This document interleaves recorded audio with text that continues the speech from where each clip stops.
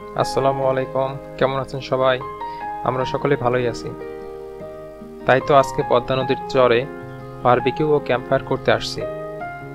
আমরা এখন যেখানে দাঁড়িয়ে আছি, বর্ষা মৌসুমে এখানে অনেক পানি থাকে, কিন্তু এখন খরা মৌসুমের জন্য চারিদিকে শুধু বালি আর বালি।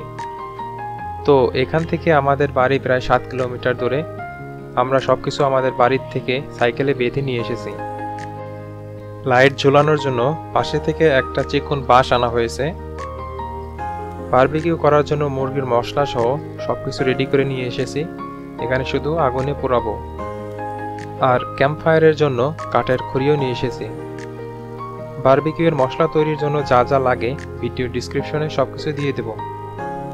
আয়োজনের শুরুতে আমরা সকলে মিলে কফি পান করি, ততক্ষণে কয়লাগুলো রেডি হয়ে যায়। আপনাদেরকে তো বলাই হয়নি, আমরা দোকান থেকে নান রুটি নিয়ে এসেছি, সাথে সস তো থাকছেই। তাহলে দেখতে থাকুন আমাদের আজকের এই আয়োজনটি।